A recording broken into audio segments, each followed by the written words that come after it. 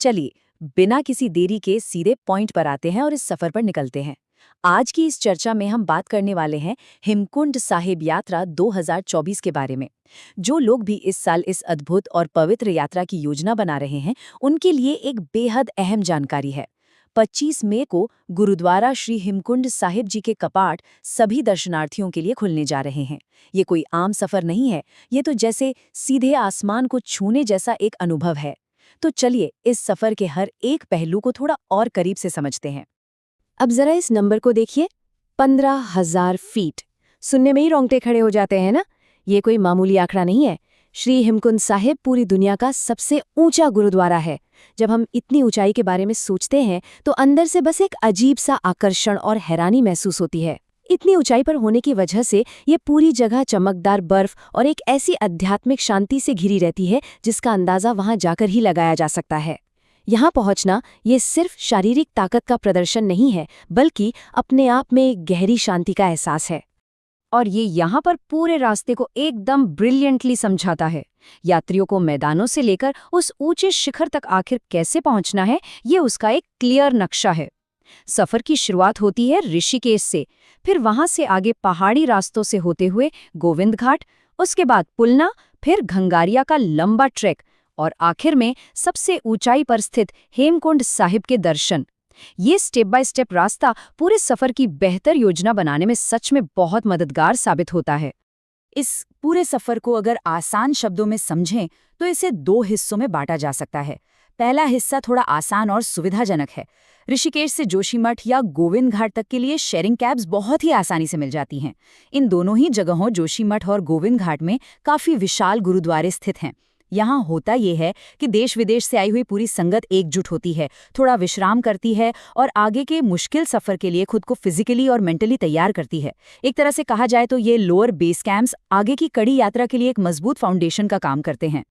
गोविंद घाट पहुंचने के बाद सफर का अगला छोटा सा लेकिन बेहद अहम हिस्सा शुरू होता है।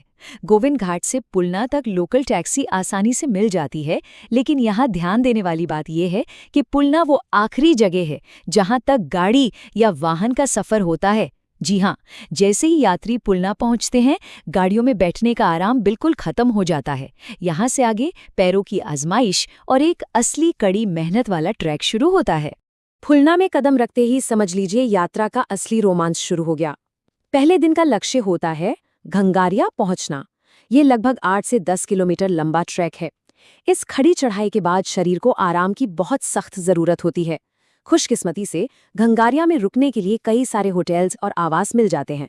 यहाँ रात बिताकर आराम करना बहुत ही जरूरी है ताकि अगले दिन के मुश्किल सफर के लिए नई एनर्जी मिल सके।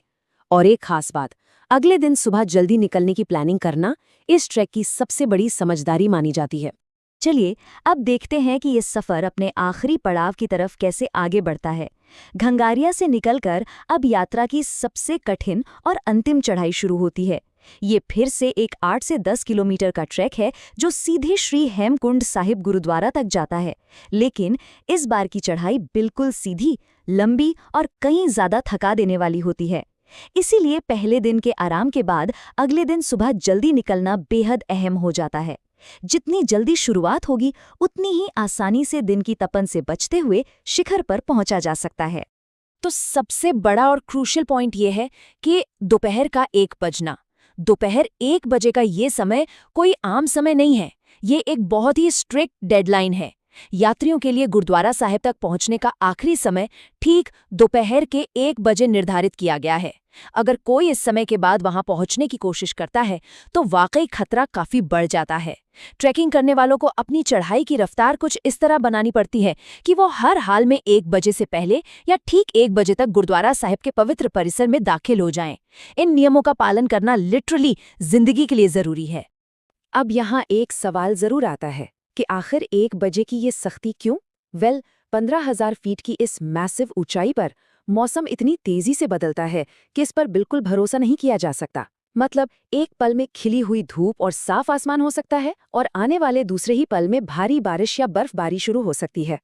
इस तेजी से बदलते और खतरनाक मौसम के जोखिम से सभी को बचाने के लिए ही दोपहर 1 बजे की ये लिमिट बनाई गई है। पहाड़ों में सेफ्टी हमेशा सबसे पहली प्रायोरिटी होती है। अब इस जानकारी के बारे में जो सबसे ज्यादा ध्यान देने वाली बात है वो ये कि ये सामान कोई आम पैकिंग के सुझाव नहीं है। जब आपको इतनी ऊंचाई और ऐसे अनप्रिडिक्टेबल मौसम का सामना करना हो तो रेनकोट, गर्म जैकेट्स और कपड़ों की कई सारी लेयर्स आपके पास होना एब्सोल्यूट मस्ट है। इन्हें सिर्फ कपड़े नहीं बल्कि अपना सर्वाइवल गियर या कवच मानकर चलिए। सर्द हवाएं, जमा देने वाली ठंड और अचानक आने वाली बारिश को झेलने के लिए हर एक यात्री के बैग में इन चीज़ों का होना बिना किसी समझौते के ज़रूरी है। ये इस मुश्किल सफ़र के असली साथी हैं। इन सभी बातों को समझने के बाद एक बेहद गहरा सवाल हमारे सामने आता है। क्या 15,000 फीट तक चढ़ने की अत्यधिक शारीरिक चुनौती ही अंत में उस परम आध्यात्मिक शांति का दरवाज़ा खोलती है? सोचकर देखिए, जब हवा पतली हो जाती है, सांस लेना थोड़ा मुश्किल होने लगता है और हर एक कदम पहाड़ जैसा भारी लगता है, तो शायद वही वो पल होता है जब इंसान इस पूरी दुनिया की भीड़ से अलग होकर सबसे सच्ची शांति महसूस करता है। चाहे किसी की रुचि गहरे अध्यात्म में हो या फिर वो बस एक नए रोमांचक अनुभव की तलाश में हो, ये यात्रा दोनों ही रूप में एक ऐसी छाप छोड़ती है जो जिंदगी भर याद रहती है। उम्मीद है कि आज की ये जानकारी उन सभी के लिए मददगार साबित होगी जो इस साल इन असाधारण ऊंचाइयों को छूने की तैयारी कर रहे हैं।